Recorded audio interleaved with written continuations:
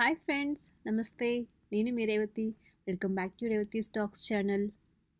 Please subscribe to my channel and hit the bell icon for new updates. ఈరోజు పప్పు చెక్కలు క్రిస్పీగా, క్రంచీగా, కరెక్ట్ కొలతలతో పర్ఫెక్ట్గా ఎలా ప్రిపేర్ చేసుకోవాలో ఈ వీడియోలో చూద్దాము. ముందుగా 50 గ్రాముల శనగపప్పు తీసుకొని హాఫ్ అన్ అవర్ పాటు నానబెట్టుకోవాలి. తర్వాత 100 గ్రాములు వేరుశనగపప్పు తీసుకొని ఫ్రై చేసుకోవాలి. ఈ మీడియంగా ఫ్రై చేసుకోవాలి. కొద్దిగా పప్పు తీసుకొని ఇలాగా పొట్టు సపరేట్ వరకు ఫ్రై చేసుకోవాలి.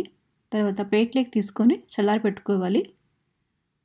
మిక్సీ జార్లో ఒక 10 ఎండుమిర్చి తీసుకొని కొద్దిగా సాల్ట్ వేసి గ్రైండ్ చేసుకోవాలి. ఇక్కడ చూపిస్తున్నట్లుగా గ్రైండ్ చేసుకోవాలి. తర్వాత పొట్టు తీసుకున్న వేరుశనగపప్పు వేసి ఇలాగా కచ్చాపచ్చగా గ్రైండ్ చేసుకొని పెట్టుకోవాలి. తర్వాత నేను ఇక్కడ 1 కేజీ దాకా రైస్ ఫ్లోర్ తీసుకున్నాను. ఈ రైస్ ఫ్లోర్లో మనం ముందుగా నానబెట్టుకున్న శనగపప్పు, 50 గ్రాముల నువ్వులు, అలాగే గ్రైండ్ చేసి పెట్టుకున్న వేరుశనగపప్పు పొడి వేసుకోవాలి. ఈ పొడి వేయడం వల్ల చక్కెర అనేవి చాలా రుచిగా ఉంటాయి. 1 టేబుల్ స్పూన్ దాకా జీలకర్ర, 1 టేబుల్ స్పూన్ సాల్ట్, అలాగే వెల్లుల్లిపాయలు తీసుకొని కొద్దిగా దంచి వేసుకోవాలి. కొద్దిగా కరివేపాకు, అలాగే 2 టేబుల్ స్పూన్ దాకా బటర్ వేసుకోవాలి. బటర్కి బదులుగా మీరు ఆయిల్ కూడా వేసుకోవచ్చు. అన్నీ ఒకసారి బాగా ఇలా కలుపుకోవాలి.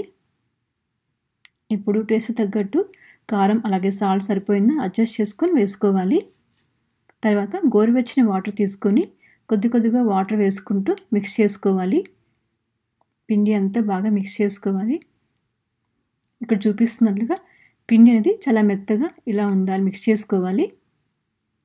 ఇలాగ మనకి కన్సిస్టెన్సీకి తగ్గట్టుగా ఉంటగా రావాలి పిండి. తర్వాత చేతికి కొద్దిగా ఆయిల్ రాసుకొని చిన్న ఉంటలుగా చేసుకొని ఒక ప్లేట్లోకి తీసుకోవాలి. పిండి అనేది ఆరిపోకుండా ఉండాలి. కొద్దిగా తీసుకొని ప్లేట్లో పెట్టుకోవాలి.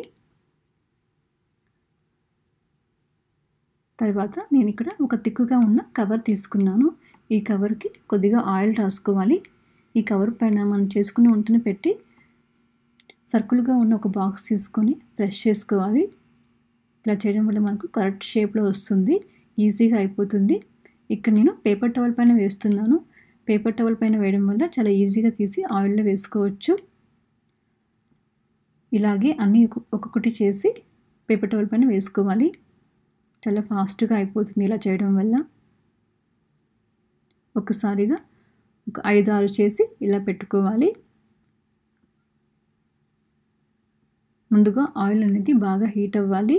బాగా హీట్ అయ్యాక స్టవ్ మీడియం ఫ్లేమ్లో పెట్టుకొని ఒక్కొక్కటి వేసుకోవాలి.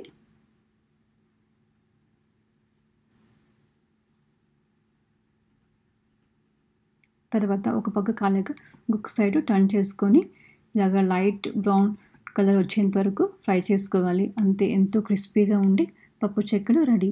మీరు కూడా ట్రై చేసి ఫ్రెండ్స్ మీకు ఎలా వచ్చిందో కమెంట్లో షేర్ చేయండి.